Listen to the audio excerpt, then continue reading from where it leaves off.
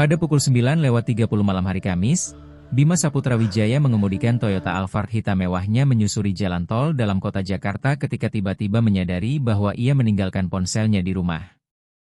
Di usia 35 tahun, sebagai pemilik 3 perusahaan teknologi besar dengan kekayaan ratusan miliar rupiah, ia tidak bisa berpisah dari ponselnya bahkan selama 1 jam. Para investor Jepang akan menghubunginya pukul 10 malam untuk menyelesaikan kesepakatan bisnis bernilai sangat besar. Sial, gumamnya sambil memutar balik kendaraan menuju rumah. Selama perjalanan kembali yang memakan waktu sekitar 20 menit, pikirannya tertuju pada putranya, Raffi Wijaya, bocah berusia 4 tahun yang berubah menjadi anak sulit sejak ibunya meninggal 2 tahun lalu. Dalam 6 bulan terakhir, anak itu telah membuat 18 pengasuh mengundurkan diri. Ia sering menangis, berteriak, menggigit, bahkan menendang. Tidak ada seorang pun yang mampu bertahan lebih dari 2 minggu merawatnya. Pengasuh baru bernama Maya Prameswari baru mulai bekerja kemarin. Ia berbeda dari yang lain. Tidak memiliki gelar universitas, tidak menguasai berbagai bahasa asing, dan bukan berasal dari keluarga terpandang. Di usia 26 tahun, ia hidup sederhana, mengenakan pakaian murah dan tinggal di sebuah kos kecil di kawasan Tanah Abang. Bima Saputra Wijaya mempekerjakannya hanya karena sudah kehabisan pilihan. Saat pertama kali melihatnya, ia yakin perempuan itu tidak akan bertahan lama. Sesampainya di rumah mewahnya di Pondok Indah, ia memarkir mobil lalu masuk diam-diam melalui pintu belakang. Rumah itu gelap, hanya ada cahaya lembut yang berasal dari kamar Raffi Wijaya di lantai 2. Ia menaiki tangga marmer perlahan agar tidak menimbulkan suara. Tidur putranya sangat sensitif dan suara kecil saja bisa memicu tangisan berjam-jam. Namun ketika mendekati kamar anaknya, ia mendengar sesuatu yang membuatnya berhenti. Keheningan. Keheningan yang sempurna. Selama 2 tahun terakhir, tidak pernah ada malam yang tenang di kamar Raffi Wijaya. Anak itu selalu menangis, berteriak atau terbangun karena mimpi buruk. Para pengasuh biasanya keluar dari kamar dengan wajah lelah, frustrasi, bahkan ada yang menangis. Karena penasaran, Bima Saputra Wijaya mendorong perlahan pintu yang terbuka sedikit. Pemandangan yang dilihatnya membuatnya terpaku. Maya Prameswari tertidur di atas tempat tidur sambil mengenakan baju tidur katun sederhana. Raffi Wijaya meringkuk nyaman dalam pelukannya seperti anak kecil yang mencari kehangatan. Keduanya bernapas tenang. Wajah Raffi Wijaya tampak rileks menempel di dada pengasuhnya, memperlihatkan ketenangan yang sudah bertahun-tahun tidak pernah dilihat sang ayah. Di meja kecil samping tempat tidur terdapat buku dongeng anak yang masih terbuka. Mainan tersusun rapi di lantai, sesuatu yang biasanya tidak pernah dilakukan oleh Raffi Wijaya. Di dinding terpajang gambar-gambar berwarna yang ditempel dengan selotip. Bima Saputra Wijaya berdiri di ambang pintu selama beberapa menit tanpa bergerak. Putranya yang selalu membenci semua pengasuh kini tidur nyenyak dalam pelukan seorang perempuan yang baru dikenalnya kemarin. Ia tidak mengerti bagaimana hal itu bisa terjadi. Dalam tidurnya, Maya Prameswari bergerak sedikit lalu memeluk Raffi Wijaya lebih erat sambil berbisik pelan. Anak itu tersenyum dalam tidur dan semakin mendekat ke pelukannya. Perasaan aneh memenuhi dada Bima Saputra Wijaya. Entah rasa iri, rasa syukur, atau sesuatu yang lebih berbahaya. Ia akhirnya menjauh, mengambil ponselnya dari ruang kerja lalu pergi tanpa suara, tetapi bayangan itu terus melekat di pikirannya. Saat melakukan rapat video dengan para investor Jepang, ia sulit berkonsentrasi. Pertemuan yang seharusnya berlangsung 1 jam berlanjut hampir 2 jam, namun pikirannya tetap kembali pada pemandangan di kamar putranya. Pak Wijaya, apakah Anda setuju dengan syarat yang kami ajukan? Tanya salah satu investor.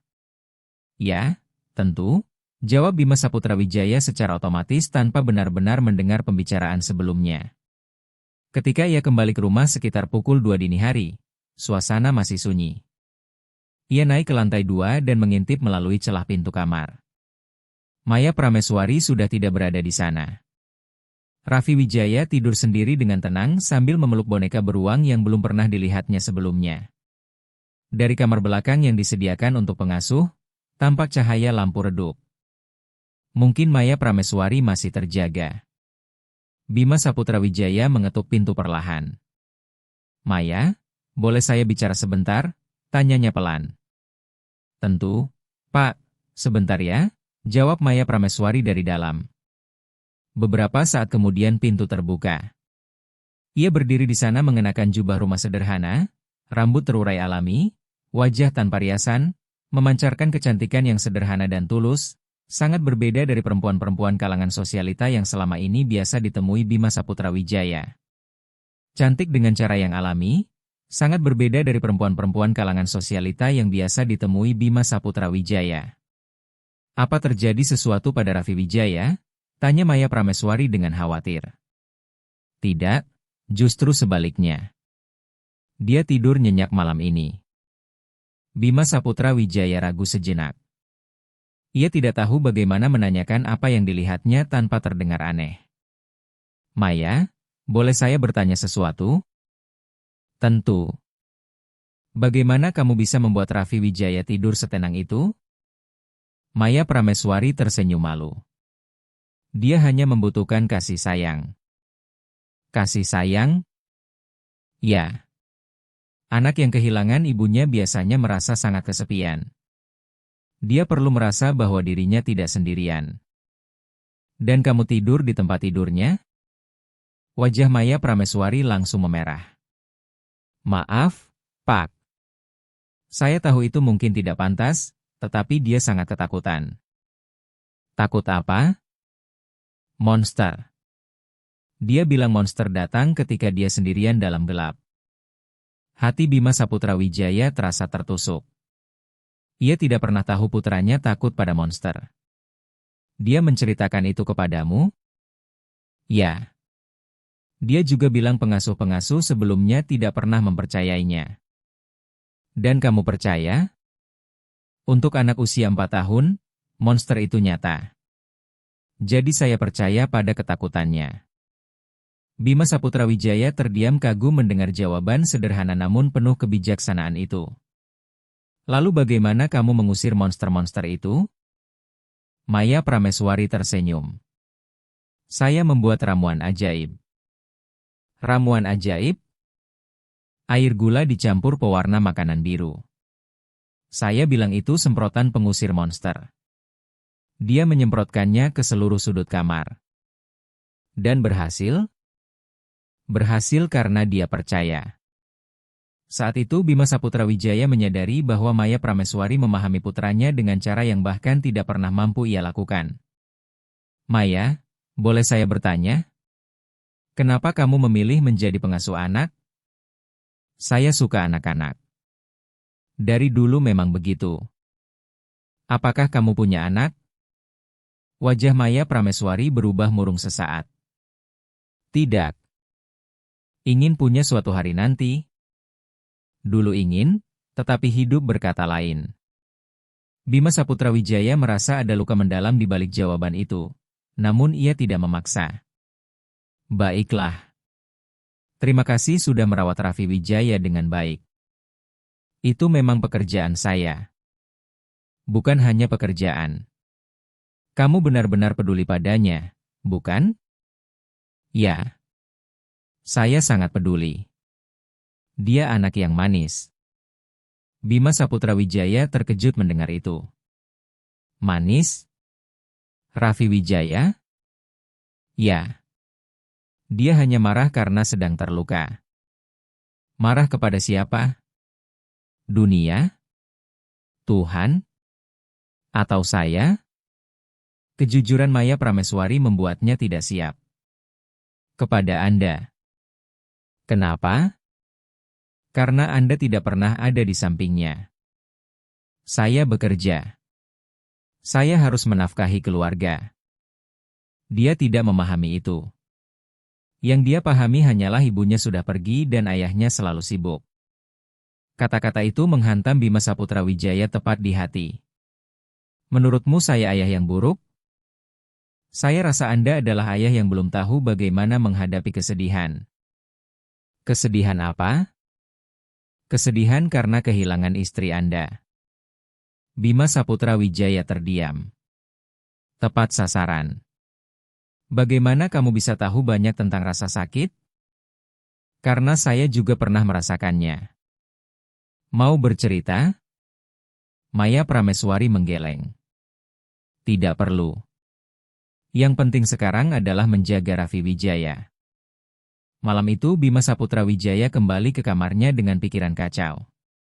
Dalam satu malam, perempuan sederhana itu telah melakukan lebih banyak untuk putranya dibanding yang ia lakukan selama 2 tahun. Keesokan paginya ia terbangun karena suara yang sudah lama tidak didengarnya. Tawa Raffi Wijaya. Ia segera turun ke dapur dan menemukan pemandangan yang membuat dadanya hangat. Maya Prameswari sedang membuat pankek, sementara Raffi Wijaya duduk di atas kursi tinggi membantu mengaduk adonan. Mereka mengobrol dengan riang. "Ayah," seru Raffi Wijaya sambil berlari memeluknya. Itu pertama kalinya dalam berbulan-bulan anak itu menyambutnya dengan gembira. "Halo, jagoan. Tidurmu nyenyak?" "Nyenyak." Mbak Maya mengusir monster-monsternya. "Mbak Maya?" tanya Bima Saputra Wijaya. Begitu dia memanggil saya sekarang, jelas Maya Prameswari sambil tersenyum. "Dan sekarang kami akan membuat pankek berbentuk kelinci," seru Raffi Wijaya penuh semangat. Bima Saputra Wijaya duduk menikmati sarapan sambil memperhatikan interaksi keduanya. Maya Prameswari memperlakukan Raffi Wijaya dengan kasih sayang alami, tetapi tetap tegas memberi batasan. Ketika anak itu ingin menyentuh wajan panas, ia menjelaskan dengan tenang. "Raffi Wijaya, ingat pembicaraan kita tentang benda berbahaya? Ingat, kompor bisa membuatmu terluka, kan?" "Iya." "Kalau begitu kamu duduk di sana dan membantu dari jauh, ya?" "Baik, Mbak Maya." Tidak satupun dari 18 pengasuh sebelumnya mampu menyeimbangkan kasih sayang dan disiplin seperti itu. "Maya Prameswari," panggil Bima Saputra Wijaya sambil terus memperhatikannya dengan penuh kekaguman. "Maya Prameswari," panggil Bima Saputra Wijaya ketika Raffi Wijaya berlari keluar menuju taman untuk bermain. "Aku ingin mengatakan sesuatu." "Silakan, Pak." "Kamu berbeda dari pengasuh-pengasuh sebelumnya." "Berbeda bagaimana?" "Mereka datang dengan riwayat pendidikan yang luar biasa, kuliah mahal, pelatihan perkembangan anak, tetapi tidak satupun yang memahami putraku seperti yang kamu lakukan hanya dalam 1 hari." Maya Prameswari tampak canggung menerima pujian itu. "Terima kasih. Dari mana kemampuanmu memahami anak-anak?" "Sejak kecil saya memang mudah dekat dengan mereka. Saya sering membantu menjaga sepupu dan anak-anak tetangga." "Apakah kamu pernah kuliah pendidikan anak?" "Tidak. Saya tidak punya biaya untuk kuliah ataupun sekolah kejuruan. Saya hanya mengikuti pelatihan dasar pertolongan pertama dan perkembangan anak, tidak ada yang terlalu resmi." Bima Saputra Wijaya semakin kagum. Ternyata perempuan yang paling memahami putranya justru memiliki kualifikasi paling sederhana di atas kertas. "Boleh saya bertanya sesuatu yang pribadi?" "Boleh." "Kenapa kamu belum pernah memiliki anak?" Wajah Maya Prameswari kembali muram. 5 tahun lalu saya memiliki calon suami. Kami berencana menikah dan mempunyai anak, tetapi dia meninggal dalam kecelakaan motor. Saya turut berduka. Setelah itu saya perlahan menyerah pada impian memiliki keluarga sendiri. Karena itulah saya mencurahkan kasih sayang saya kepada anak-anak yang saya rawat." Kini Bima Saputra Wijaya memahami mengapa Maya Prameswari memiliki kasih sayang keibuan yang begitu besar. "Bagaimana dengan orang tuamu?" "Mereka meninggal ketika saya masih remaja. Saya juga tidak punya saudara." "Jadi kamu sendirian di dunia ini?" "Mungkin iya, tetapi saya tidak merasa sendirian saat bersama anak-anak." Mendengar itu, Bima Saputra Wijaya merasakan campuran rasa iba dan kagum terhadap perempuan yang mengubah luka menjadi cinta untuk dibagikan kepada orang lain. Sore itu ia bahkan membatalkan rapat penting agar bisa pulang lebih cepat. Ketika memasuki rumah, ia mendengar suara dari taman belakang. Maya Prameswari dan Raffi Wijaya sedang menanam bunga di pot panjang dekat halaman. "Mbak Maya, kenapa bunga harus disiram setiap hari?" tanya Raffi Wijaya. Karena bunga sama seperti kita. Ia membutuhkan perhatian agar tumbuh kuat. Kalau kita lupa menyiramnya, dia akan sedih lalu mati seperti Mama. Maya Prameswari berhenti menanam dan memandang anak itu dengan penuh kelembutan. Tidak, sayang. Mama tidak meninggal karena tidak dirawat. Mama sakit dan para dokter tidak berhasil menyembuhkannya. Tapi kalau aku merawat Mama lebih baik, bukan salahmu, Raffi Wijaya. Tidak pernah menjadi salahmu. Dari balik jendela, Bima Saputra Wijaya merasakan dadanya sesak. Selama ini putranya menyalahkan dirinya sendiri atas kematian ibunya dan ia sama sekali tidak mengetahuinya. Mbak Maya? Ya, sayang.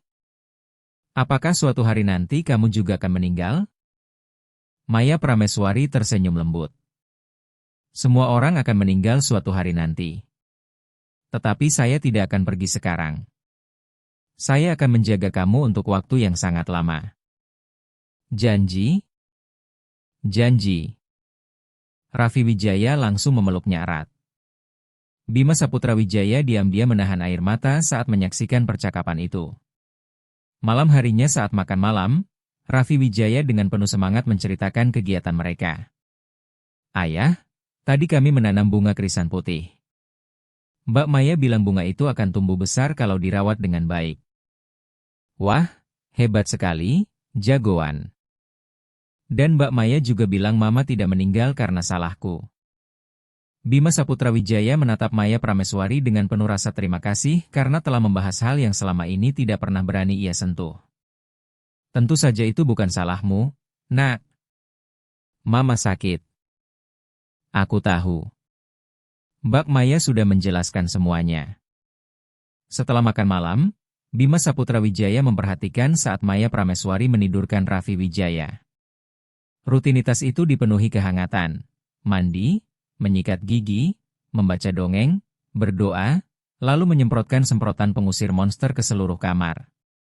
Selamat malam, pangeran kecilku, kata Maya Prameswari sambil mengecup kening anak itu.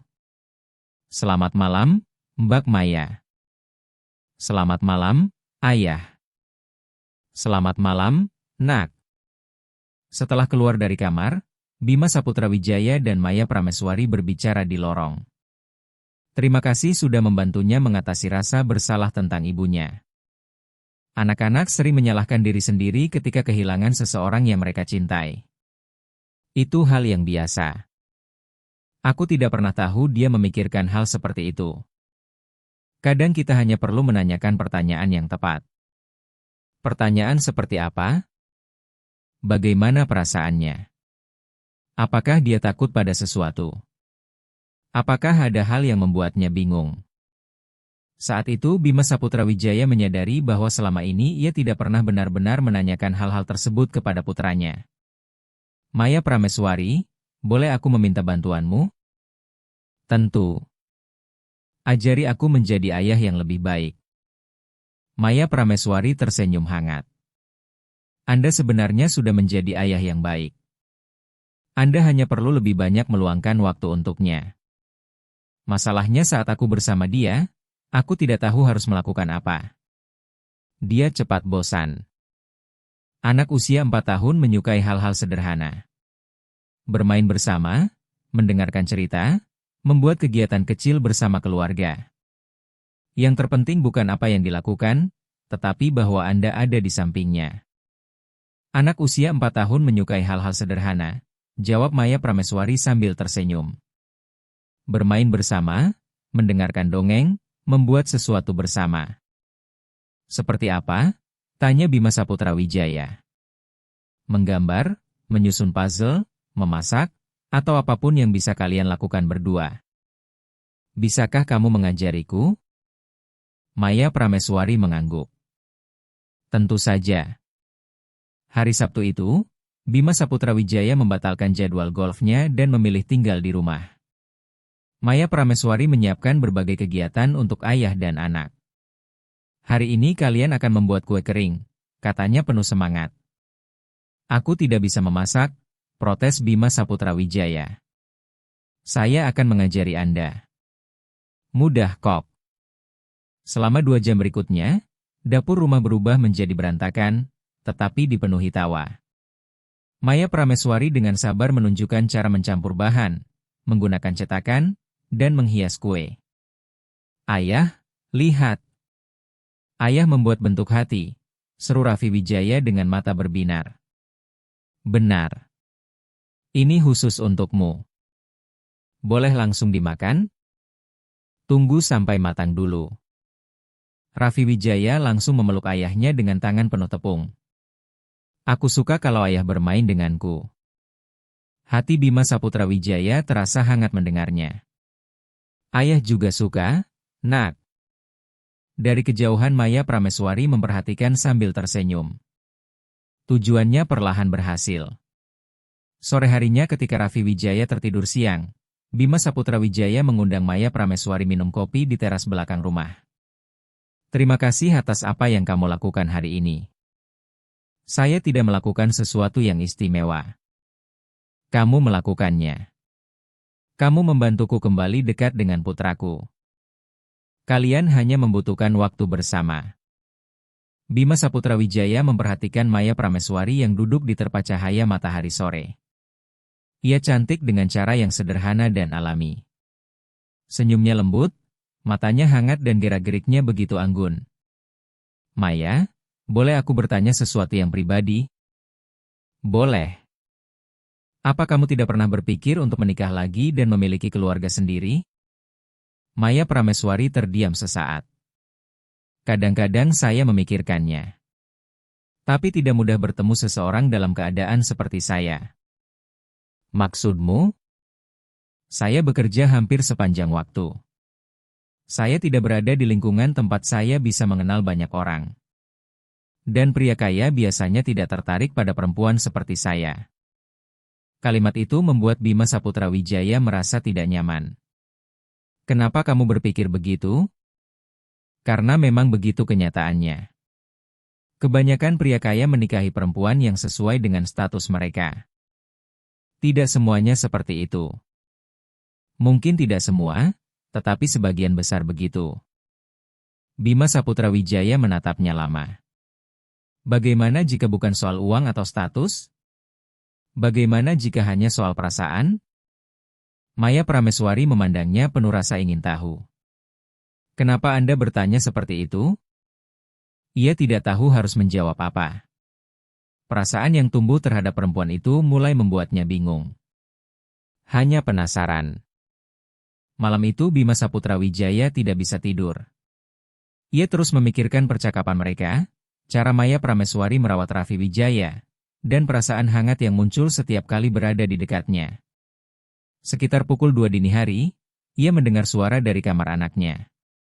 Ia segera keluar untuk memeriksa dan menemukan Maya Prameswari sedang menenangkan Raffi Wijaya yang baru terbangun karena mimpi buruk. Tidak apa-apa, sayang. Itu hanya mimpi buruk.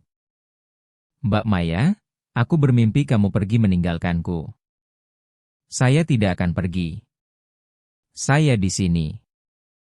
Janji akan selalu tinggal? Saya janji akan tetap di sini selama kamu membutuhkan saya.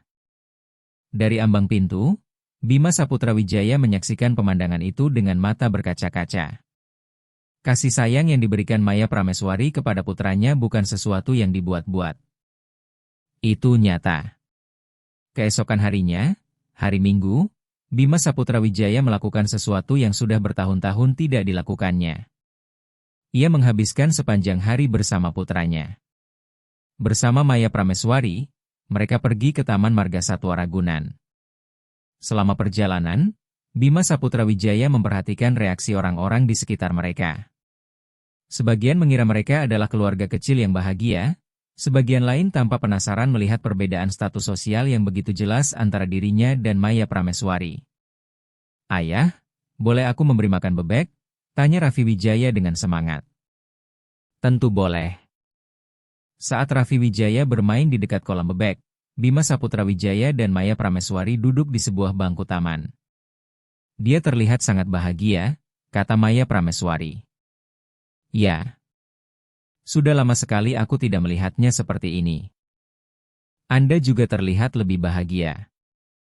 Bima Saputra Wijaya menatapnya dan tersenyum. Memang. Karena keluargaku terasa hidup kembali. Kata keluarga menggantung di udara di antara mereka. Maya Prameswari tampak sedikit gugup. Pak Bima Saputra Wijaya, panggil aku Bima saja. Bima, saya hanya seorang pengasuh. Kamu jauh lebih dari itu.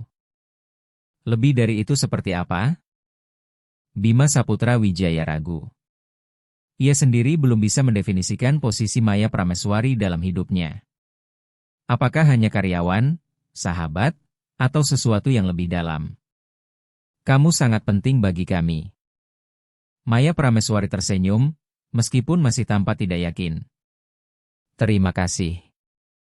Setelah kembali ke rumah dan menidurkan Raffi Wijaya, Bima Saputra Wijaya mengajak Maya Prameswari berbicara berdua di ruang keluarga yang tenang. Ia menarik napas panjang sebelum akhirnya berkata, "Aku perlu mengatakan sesuatu kepadamu." "Ada apa?" tanya Maya Prameswari pelan. Bima Saputra Wijaya menarik napas panjang. 3 hari terakhir ini adalah hari-hari terbaik yang pernah aku dan Raffi Wijaya alami sejak istriku meninggal. Maya Prameswari tersenyum hangat. Saya senang mendengarnya. Dan semua itu terjadi karena kamu. Bukan karena saya. Itu karena Anda? Karena aku meluangkan waktu bersamanya? Maya Prameswari mengangguk. Ya. Tetapi kamulah yang mengajariku bagaimana melakukannya. Wajah Maya Prameswari tampak tersentuh. Itu hanya pekerjaan saya. Bukan. Ini lebih dari sekadar pekerjaan. Bima Saputra Wijaya menatapnya dalam-dalam. Kamu mencintai putraku. Ya, saya mencintainya. Dan aku? Ia berhenti di tengah kalimat. Ia hampir mengatakan bahwa dirinya juga mencintainya. Dan Anda apa? Tanya Maya Prameswari pelan. Dan aku sangat berterima kasih untuk itu. Maya Prameswari sadar ada kata-kata lain yang hampir keluar, tetapi ia memilih tidak menanyakannya. Bima Saputra Wijaya, boleh saya meminta sesuatu? Tentu. Teruslah menghabiskan waktu bersama Raffi Wijaya. Dia membutuhkan ayahnya. Aku akan melakukannya. Aku janji. Dan jangan terus menyalahkan diri sendiri karena terlambat menyadarinya. Kesedihan membutuhkan waktu. Kamu mengerti soal kehilangan? Ya. Karena calon suamimu? Maya Prameswari mengangguk pelan. Ya. Dan saya membutuhkan waktu bertahun-tahun sebelum bisa membuka hati lagi.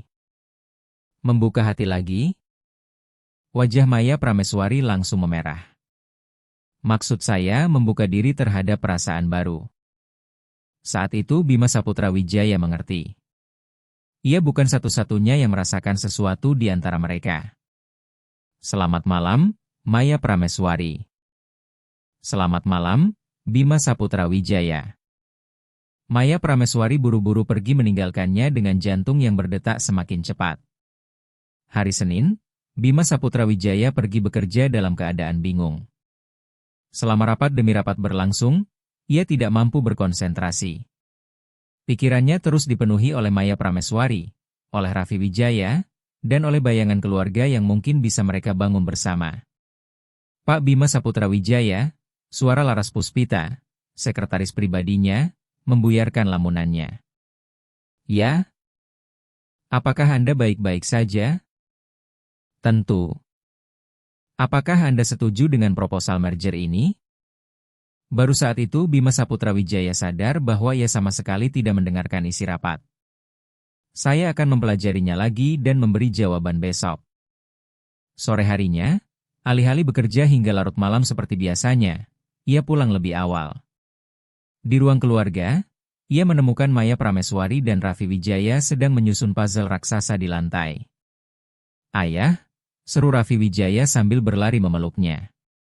Lihat, kami sudah memasang banyak sekali keping puzzle. Bima Saputra Wijaya tersenyum.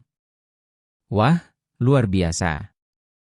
Mbak Maya bilang kalau sudah selesai kita bisa membingkainya dan menggantungnya di kamarku. Ide yang bagus. Ia ikut duduk di lantai bersama mereka. Anehnya, 1 jam menyusun puzzle terasa jauh lebih menenangkan daripada semua fasilitas mewah yang selama ini ia nikmati. Ayah, besok hari Selasa, kata Raffi Wijaya tiba-tiba. Iya. Kenapa? Tidak apa-apa. Bima Saputra Wijaya dan Maya Prameswari saling bertukar pandang. Jelas anak itu sedang menyembunyikan sesuatu. Raffi Wijaya, apa yang istimewa dengan hari Selasa? Tanya Maya Prameswari lembut. Anak itu menunduk. Besok genap 1 minggu Mbak Maya ada di sini. Lalu, pengasuh-pengasuh sebelumnya selalu pergi setelah 1 minggu. Hati Bima Saputra Wijaya terasa sesak. Putranya ternyata takut kehilangan Maya Prameswari juga. Maya Prameswari segera berlutut hingga sejajar dengan tinggi badan anak itu. Sayang, saya tidak akan pergi besok. Yakin? Yakin? Benarkah? Saya hanya akan pergi jika ayahmu yang memintanya. Raffi Wijaya langsung menoleh kepada Bima Saputra Wijaya dengan mata memohon. Ayah, jangan suruh Mbak Maya pergi, ya? Bima Saputra Wijaya mengusap rambut putranya. Tidak akan. Dia boleh tinggal selama yang dia mau. Senyum lega langsung muncul di wajah Maya Prameswari. Kalau begitu saya akan tetap di sini. Malam itu setelah Raffi Wijaya tertidur, Bima Saputra Wijaya dan Maya Prameswari duduk bersama di ruang keluarga. Terima kasih karena sudah menenangkan dia. Dia benar-benar khawatir. Dia sudah kehilangan terlalu banyak orang yang dia cintai. Bima Saputra Wijaya menatapnya lama.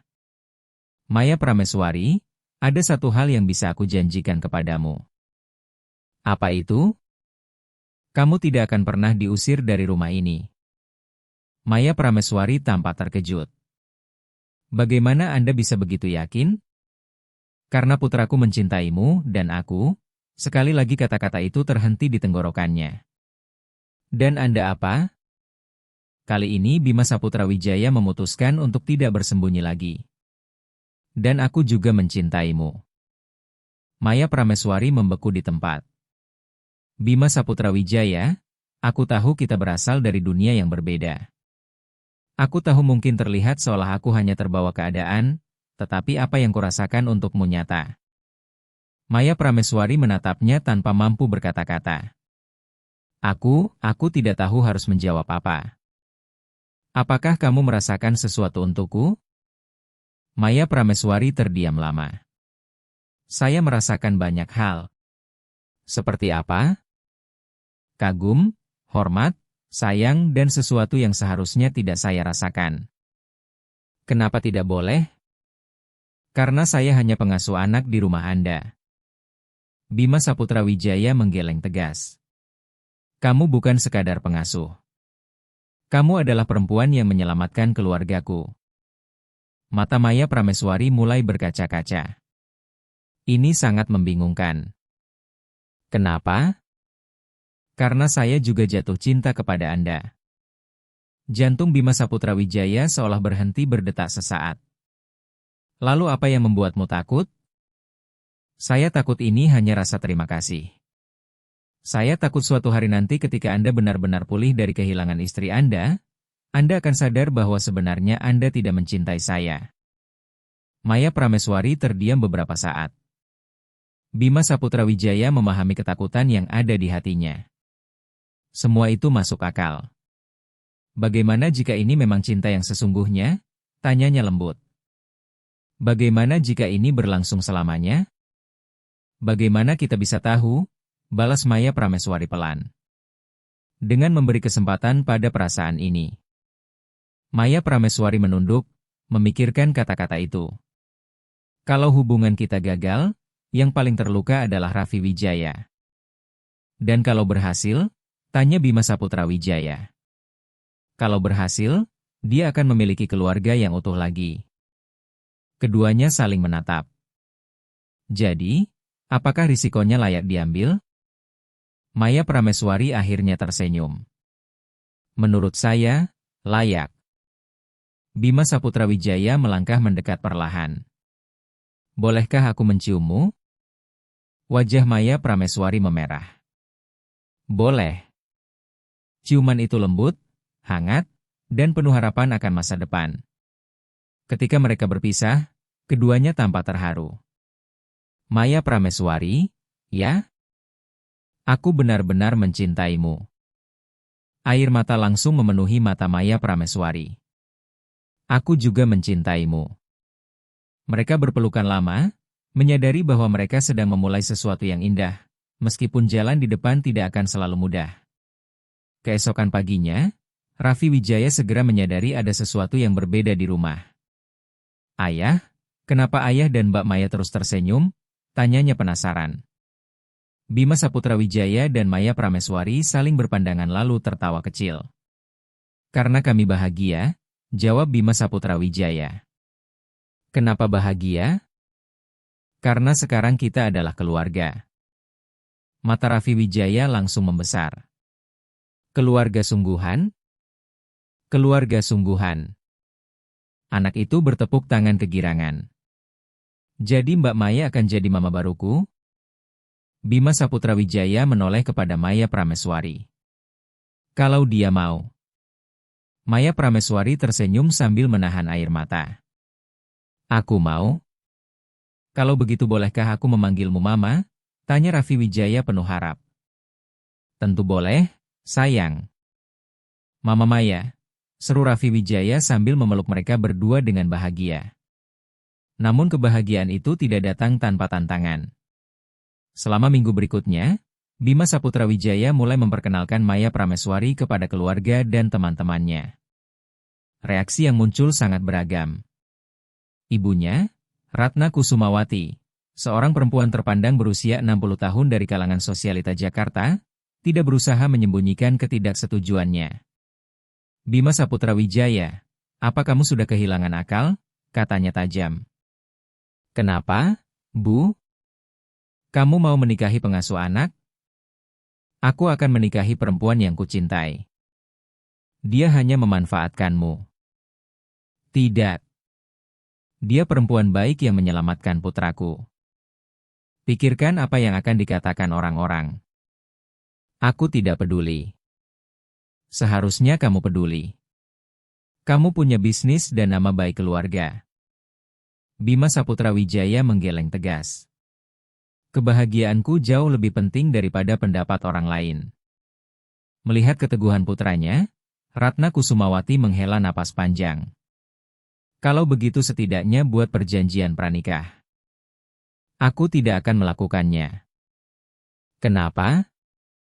Karena aku percaya padanya sepenuhnya. Kepercayaan tidak melindungi kekayaan. Maya Prameswari tidak menginginkan uangku. Dia mencintaiku. Ratna Kusumawati hanya bisa menghela napas lagi. Aku harap kamu benar. Teman-teman Bima Saputra Wijaya juga memberikan reaksi yang berbeda-beda. Sebagian mendukung, sebagian lagi meragukan. Kamu yakin dengan keputusan ini? Tanya Arif Nugraha, sahabat terbaiknya. Sangat yakin. Ini bukan hanya karena kamu masih berduka? Bukan. Ini cinta yang sesungguhnya. Bagaimana kalau dia hanya menginginkan uangmu? Tidak mungkin. Aku tahu siapa dia. Bagaimana bisa begitu yakin? Karena aku melihat bagaimana dia memperlakukan Raffi Wijaya. Itu bukan sandiwara. Itu cinta yang tulus. Meski masih ragu, Arif Nugraha akhirnya mengangguk. Kalau itu membuatmu bahagia, aku mendukungmu. Sementara itu, Maya Prameswari juga menghadapi keraguan dari orang-orang di sekitarnya. Terutama dari Bu Sri Hartati, pemilik kos tempat ia tinggal dulu. Nak, hati-hati jangan sampai kecewa, kata Bu Sri Hartati dengan khawatir. Maksud ibu? Pria kaya kadang hanya bermain-main dengan perempuan sederhana. Dia tidak seperti itu. Bagaimana kamu bisa yakin? Dari cara dia memperlakukan saya dan dari cara dia mencintai Raffi Wijaya. Bu Sri Hartati tersenyum sedih. Kamu anak baik. Ibu hanya tidak ingin melihatmu terluka. Saya tidak akan terluka, Bu. Kali ini berbeda. Sebulan setelah mereka saling menyatakan cinta, Bima Saputra Wijaya memutuskan mengambil langkah berikutnya. Ia menyiapkan makan malam istimewa di rumah. Hanya ada 3 orang malam itu. Dirinya, Maya Prameswari, dan Raffi Wijaya. Kenapa ayah kelihatan gugup? Tanya Raffi Wijaya sambil memperhatikan ayahnya mondar-mandir. Maya Prameswari tersenyum. Ayah tidak gugup. Ayah sedang bersemangat. Bersemangat karena apa? Bima Saputra Wijaya berhenti tepat di depan mereka. Raffi Wijaya, kamu masih ingat ketika bertanya apakah Maya Prameswari akan menjadi mama barumu? Ingat. Dan kamu ingat ayah bilang kalau dia mau, maka dia akan menjadi mama barumu? Ingat. Bima Saputra Wijaya berlutut lalu mengeluarkan sebuah kotak kecil dari sakunya. Maya Prameswari, maukah kamu menikah denganku? Maukah kamu menjadi istriku dan menjadi ibu bagi Raffi Wijaya untuk selamanya? Air mata langsung mengalir di wajah Maya Prameswari saat melihat cincin sederhana namun begitu indah itu. Mama bilang iya, pinta Raffi Wijaya dengan mata berbinar. Maya Prameswari menatap 2 laki-laki yang paling berarti dalam hidupnya lalu tersenyum di balik air mata kebahagiaan. Ya, aku mau menikah denganmu, jawab Maya Prameswari sambil tersenyum di antara air mata bahagia. Raffi Wijaya langsung berteriak kegirangan dan melompat memeluk mereka berdua. Sekarang kita benar-benar menjadi keluarga, serunya penuh semangat. Benar, sayang, kata Maya Prameswari sambil mencium keningnya. Dengan tangan yang sedikit gemetar karena haru, Bima Saputra Wijaya memasangkan cincin itu ke jari Maya Prameswari. Aku sangat mencintaimu. Aku juga mencintaimu. Namun kebahagiaan mereka segera diuji. Minggu berikutnya, saat Bima Saputra Wijaya sedang melakukan perjalanan bisnis ke Surabaya, Ratna Kusumawati memutuskan untuk bertindak. Tanpa pemberitahuan, ia datang ke rumah dan menemukan Maya Prameswari sedang bermain bersama Raffi Wijaya di taman. Aku perlu bicara denganmu, katanya dingin. Tentu, Bu. Maya Prameswari lalu meminta Raffi Wijaya bermain di dalam rumah sebentar. Baik, Mama Maya, jawab anak itu sebelum berlari masuk. Begitu mereka berdua sendirian, Ratna Kusumawati langsung berbicara tanpa basa-basi. Berapa uang yang kamu inginkan untuk meninggalkan kehidupan anakku? Maya Prameswari terkejut. Maaf? Uang. Berapa yang kamu mau untuk menghilang? Bu, saya mencintai Bima Saputra Wijaya. Cinta tidak membayar tagihan. Kamu masih muda. Kamu bisa memulai hidup baru. Saya tidak ingin memulai hidup baru. Saya ingin tetap di sini. Ratna Kusumawati mengeluarkan sebuah cek dari tasnya. 10 miliar rupiah. Jumlah sebesar ini mungkin tidak akan pernah kamu miliki seumur hidupmu. Wajah Maya Prameswari langsung berubah. Ibu benar-benar mengira saya bersama Bima Saputra Wijaya karena uang? Bukankah begitu? Tentu tidak. Kalau begitu buktikan. Ambil uang ini dan pergi. Maya Prameswari menggeleng tegas. Saya tidak akan menerimanya. Kenapa? Karena saya mencintai Bima Saputra Wijaya dan Raffi Wijaya. Dan mereka juga mencintai saya. Raffi Wijaya masih anak kecil. Dia akan melupakanmu. Saya tidak akan meninggalkannya. Dengan kesal, Ratna Kusumawati memasukkan kembali cek itu ke dalam tas. Baiklah. Tapi ketahuilah bahwa aku tidak akan pernah menerima dirimu dalam keluarga ini. Maya Prameswari tetap tenang. Ibu tidak harus menerima saya. Cukup hormati keputusan putra ibu. Kita lihat saja berapa lama cinta itu bertahan ketika masyarakat mulai menghakimimu. Setelah itu Ratna Kusumawati pergi, meninggalkan Maya Prameswari dalam keadaan terguncang. Ketika Bima Saputra Wijaya kembali dari perjalanan bisnisnya, Maya Prameswari menceritakan semuanya. Ibuku menawarkan uang agar kamu meninggalkanku, Tanyanya tidak percaya. Ya? Dan kamu menolaknya? Tentu saja. Bima Saputra Wijaya langsung memeluknya erat. Terima kasih karena tidak menyerah pada kami. Aku tidak akan pernah menyerah. Aku akan bicara dengan ibu. Tidak perlu. Saya mengerti kekhawatirannya. Aku tidak mengerti. Dia bersikap kasar dan merendahkanmu. Dia hanya ingin melindungimu. Melindungiku dari apa? Dari kebahagiaan? Maya Prameswari tersenyum tipis. Dari seseorang yang menurutnya tidak pantas untukmu. Bima Saputra Wijaya menggeleng. Tidak ada perempuan lain yang lebih pantas untukku selain kamu. Kenapa? Karena kamu mencintaiku apa adanya, bukan karena apa yang kumiliki. Senyum Maya Prameswari semakin lebar. Itu benar. Sebulan kemudian, Bima Saputra Wijaya mulai mempersiapkan pernikahan mereka. Acara itu akan sederhana dan hangat, hanya dihadiri keluarga dekat serta sahabat sejati. Namun 3 hari sebelum akad nikah, sesuatu yang tidak terduga terjadi. Saat bermain bersama Raffi Wijaya, Maya Prameswari tiba-tiba pingsan. Ia segera dibawa ke rumah sakit swasta di Jakarta Selatan. Di sana, Dr. Wahyu Pratomo membawa kabar yang mengubah hidup mereka. Selamat. Anda sedang hamil. Maya Prameswari membelalak kaget. Hamil? Ya. Sekitar 6 minggu. Di samping tempat tidur, Bima Saputra Wijaya tampak begitu bahagia hingga hampir tidak bisa berkata-kata. Kita akan punya bayi? Tanyanya dengan mata berbinar. Maya Prameswari mengangguk sambil menahan tangis haru. Ya? Raffi Wijaya akan punya adik.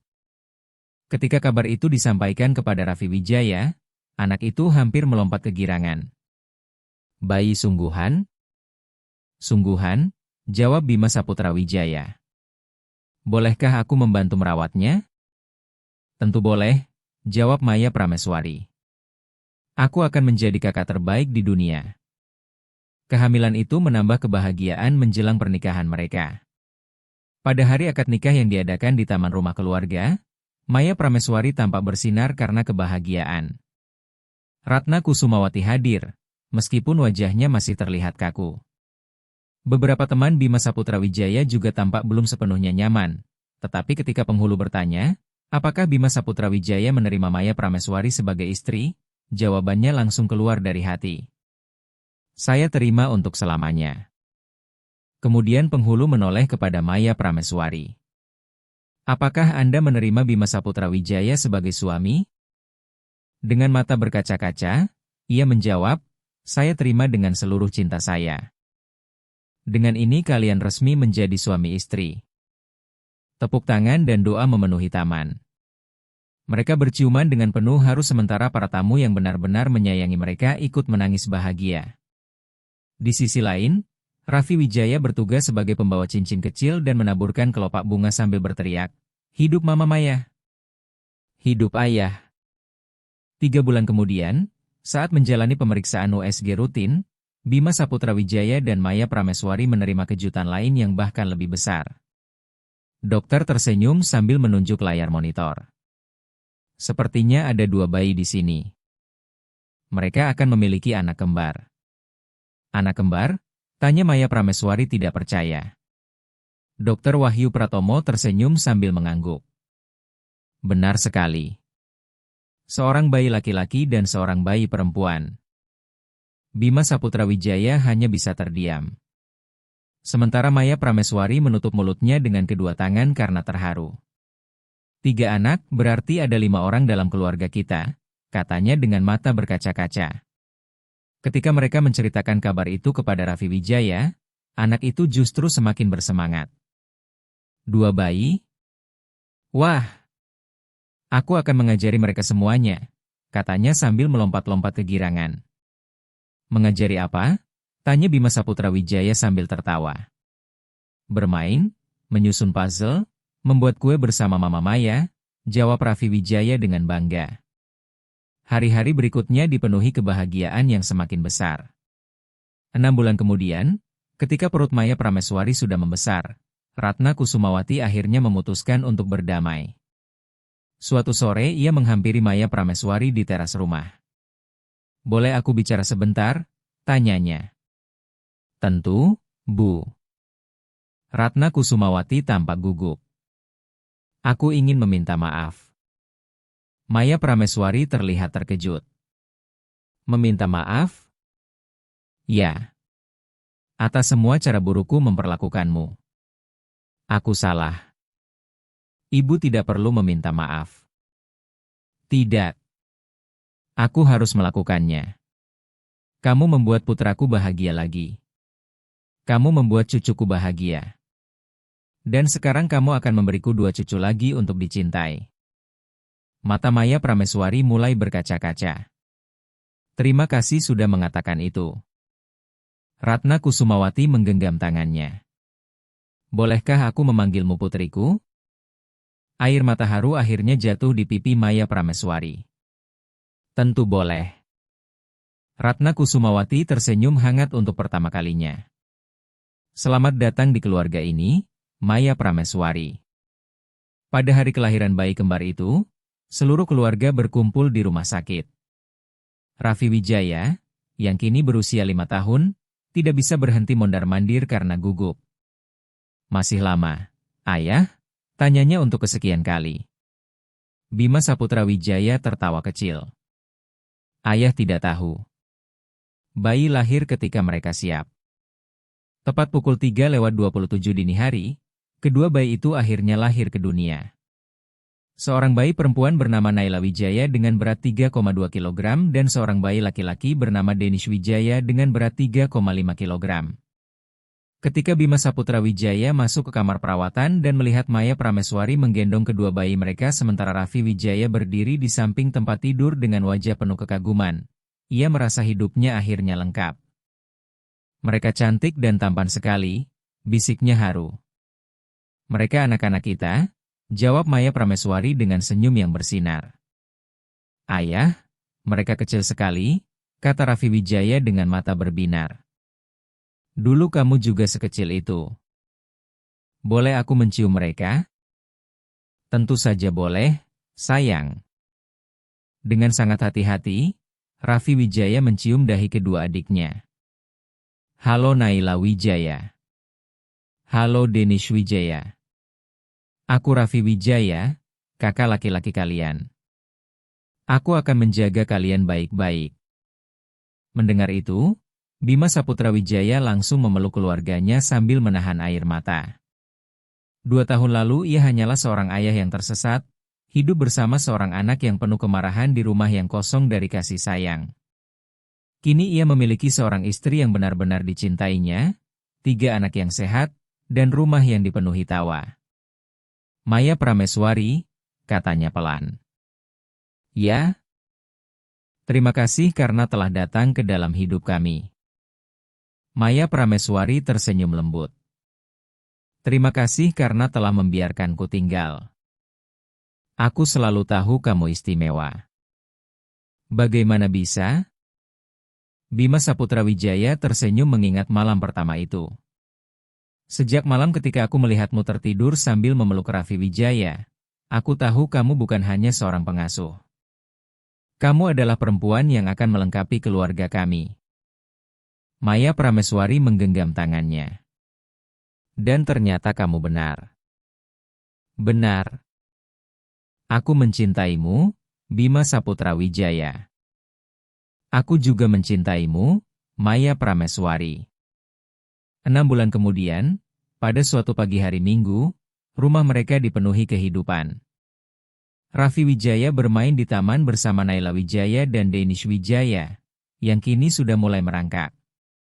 Di dapur, Maya Prameswari menyiapkan makan siang sambil bernyanyi pelan.